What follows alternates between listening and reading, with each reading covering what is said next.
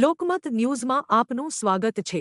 માર્ગ સલામતી મહિનાનો આજે અંતિમ દિવસ છે ત્યારે અકસ્માતોની વધતી સંખ્યા ચિંતા જગાવી રહી છે। વર્ષ 2026ની શરૂઆતથી વડોદરા શહેર તેમજ હાઈવે પર અકસ્માતોની ઘટનાઓમાં નોંધપાત્ર વધારો થયો છે। વડોદરા પાસેથી પસાર થતો નેશનલ હાઈવે પર આજે વહેલી સવારે વધુ એક ગંભીર અકસ્માત થયો। કરજણના બામણગામ પાટિયા પાસે અમરેલીથી સુરત જઈ રહેલી ખાનગી લક્ઝરી બસ આગળ જઈ રહેલી ટ્રક સાથે ભીષણ રીતે અથડાઈ હતી। અકસ્માતમાં બસચાલકનું સ્થળ પર જ કરુણ મોત થયું છે જ્યારે 20થી વધુ મુસાફરોને ઈજાઓ પહોંચી છે। બસચાલક કેબિનમાં ફસાઈ જતા કરજણ ફાયર વિભાગે રેમજેક અને કટર વડે ભારે મહેનત બાદ મૃતદેહ બહાર કાઢ્યો હતો। અકસ્માતને પગલે હાઈવે પર ટ્રાફિક અવરોધ સર્જાયો હતો જ્યારે પોલીસ અને હાઈવે ઓથોરિટીની ટીમે ટ્રાફિક ડાયવર્ટ કર્યો હતો। એક દિવસ અગાઉ પણ કરજણ નજીક બસ ટ્રક અકસ્માતમાં 2 લોકોના મોત થયા હતા। માત્ર 2 દિવસમાં 3 જિંદગીઓ ગુમાવાઈ જે માર્ગ સલામતીના દાવાઓ પર ગંભીર પ્રશ્નો ઊભા કરે છે।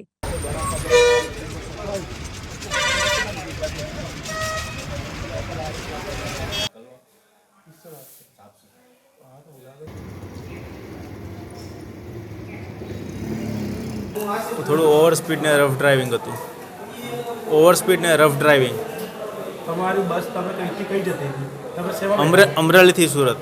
હા, એટલે કે સુરત જતા હતા તમે? સુરત જતા। અમરેલીથી સુરત। અને આ કઈ જગ્યાએ ઘટના બની? આઈડિયા નહીં કઈ। અચ્છા, એટલે તમે એકદમ અચાનક શું થયું? હું બેભાન થઈ ગયેલો। બરાબર। કેટલા લોકો બેઠા હતા આશરે બસમાં? બસ ફૂલ હતી। બસ કેટલા લોકોને વાગ્યું છે? કોઈ આઈડિયા નહીં। કોઈ તમને કઈ જગ્યા વાગ્યું? મને કાનમાં થોડું બ્લીડિંગ ને પગમાં બસ। અમે જાંબુડા બેઠા હતા ને સુરત જવાનું હતું। કઈ બસ હતી? બાપા સીતારામ।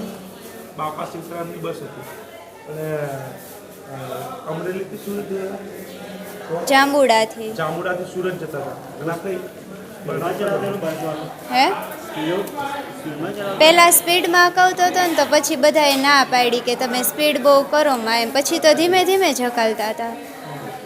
કેટલા જણના વાગ્યો છે આશરે? 10-15 જણા હશે। હું તો મારા દાદા હે ને મારા બા હે। મારા બાને કમરમાં લાગ્યું ને મારા દાદા તો આખા આમ બહુ